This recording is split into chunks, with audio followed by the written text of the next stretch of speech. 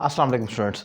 आज एक important topic define कर रहा हूँ और वो है वुड रादर दैन का इस्तेमाल। हम अपनी गुफ्तगू में अक्सर बात करते हुए ऐसा करते हैं कि एक सिचुएशन या एक चीज़ को किसी दूसरी चीज़ पर तरजीह देते हैं, तो ऐसे में वुड रादर का इस्तेमाल किया जाता है।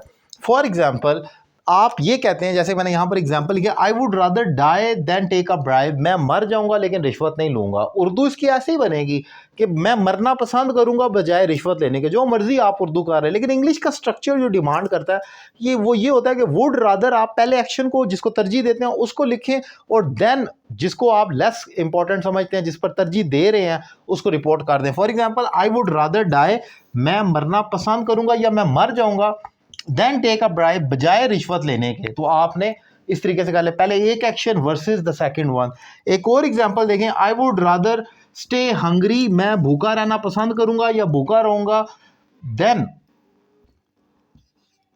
ईट चिकन, बजाय चिकन खाने के। यानी कि मैं उर्दू में ये भी कह सकता हूं, मैं भूखा रह लूंगा लेकिन चिकन नहीं खाऊंगा। उर्दू ऐसे करें या वैसे करें, लेकिन इंग्लिश का स्ट्रक्चर जो रिक्वायरमेंट होगी वो यही होगा, वुड रादर देन के साथ आपने करना है। और ये भी याद रखें कि रादर देन के साथ वर्ब की फर्स्ट फॉर्म यानी कि बेयर इन्फिनिटिव जिसको कहा जाता है वो इस्तेमाल होती है। अक्सर ये भी गलत कहा जाए, रादर देन गोइंग करते हैं, जेरेंड कर देते हैं, आप वो इतना सूटेबल नहीं है, आपने फर्स्ट फॉर्म को पुट करना होता है। So the important the main crux of the story is that कि वुड रादर प्लस देन का इस्तेमाल किया जाएगा। दो फिक्रों को जोड़ेंगे हम, जब एक सिचुएशन या एक एक्शन को तरजीह दी जाएगी किसी दूसरे एक्शन पर, कि मैं ये कर लूंगा बजाय ये करने के, या मैं ये करना पसंद करूंगा ये नहीं करूंगा। तो ऐसी सूरत हाल में आपने इस फ्रेज को, इस स्ट्रक्चर को पुट कर देना दोनों फिक्रों के अंदर। मैं एक चीज़ आपको समझाना चाह रहा हूँ, जो मैं ऑनलाइन क्लासेस में स्टूडेंट्स को इंग्लिश लैंग्वेज कोर्स करवा रहा हूँ तो उनको समझाता हूँ। एक पॉइंट होता क्या है, होता ये है कि जब आपने इंग्लिश सीखनी है तो उसमें एक्टिव, पैसिव और चंद important modal verbs, can, could, should, may, might, must, has to, have to, use to, about to, बस ये सीख लेते हैं तो इंग्लिश समझने पूरी हो जाती है। उसके बाद जो चीज़ें आती हैं जैसे would rather than, instead of, apart from, neither nor, इधर और, नॉट ओनली बट आल्सो, ये स्ट्रक्चर्स होते हैं। इनको आप उन्हीं एक्टिव पैसिव मॉडल वर्ब्स के फिक्रों के अंदर जोड़ कर अपनी गुफ्तगू बनाते रहते हैं राइटिंग और स्पीकिंग में। इसकी मिसाल मैं और आसान कर आपको ये दे सकता हूँ, जो मैं हमेशा स्टूडेंट्स को देता हूँ। देखें, अगर आपने एक मस्जिद बनानी है तो उसके लिए आपको क्या चाहिए मटेरियल? आपको सीमेंट, सरिया, रेत, बजरी, ये तमाम चीज़ें ही चाहिए, ईंटें वगैरह यही चाहिए। अच्छा, वो आपकी मस्जिद बन गई, उसके बाद आपके पास मटेरियल बचा हुआ है, आप उसी मटेरियल से अगेन कोई घर बना सकते हैं। सीमेंट, सरिया, बजरी, रेत, वही चीज़ें लगेंगी।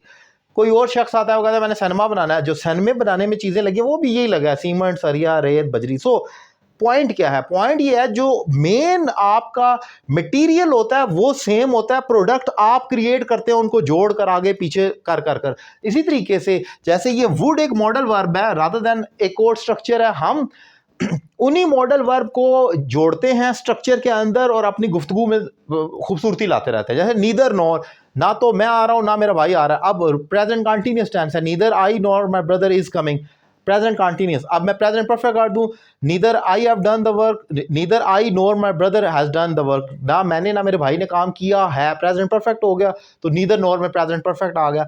सो साबित ये हुआ कि जो हम एक्टिव, पैसिव और मॉडल वर्ब सीखते हैं वो तो हो जाती है पूरी इंग्लिश खत्म वहां पर। उसके बाद जो स्ट्रक्चर इंजेक्ट किए जाते हैं वो आपकी राइटिंग और खूबसूरती को मजीद इन्हांस करने के लिए किए जाते हैं। वो कोई न्यू टॉपिक नहीं है। जब मैं ऑनलाइन क्लासेस स्टूडेंट्स को पढ़ा रहा होता हूँ, हम स्ट्रक्चर्स करते हैं, तो कुछ लोग जो न्यू होते हैं वो कहते हैं ये इंग्लिश तो बहुत मुश्किल है, अब हमें ये भी सीखना है, अब हमें ये भी। तो मैं उनको समझाता हूँ कि आपने जो एक्टिव, पैसिव और मॉडल वर्ब सीख लिए हैं, दैट्स एनफ। इसके बाद कुछ नया नहीं होगा। ये तो वो स्ट्रक्चर है, एक एक वर्ड है जो आप पुट करते जाए, नीदर नॉर, ना तो ना ही, अब उसके अंदर फिक्रे डालते जाएं, इधर और, या तो या ही, अब उसके अंदर फिक्रे डालते जाएं, जो मर्जी कर, नॉट ओनली बट आल्सो, ना सिर्फ बल्कि, उसमें आप फिक्रे वही प्रेजेंट, पास्ट, फ्यूचर के डालते जाएं आपकी गुफ्तगू के अंदर। सो याद रखें, इंग्लिश मुश्किल ज़बान नहीं है अगर आप तरीके से सीखें और एक अच्छे टीचर से सीखें। और अगर आपको मेरे पढ़ाने का तरीका पसंद आ रहा है तो आप मुझसे ऑनलाइन इंग्लिश लैंग्वेज कोर्स कर सकते हैं। नंबर आपकी स्क्रीन पर मौजूद है। Thank you very much.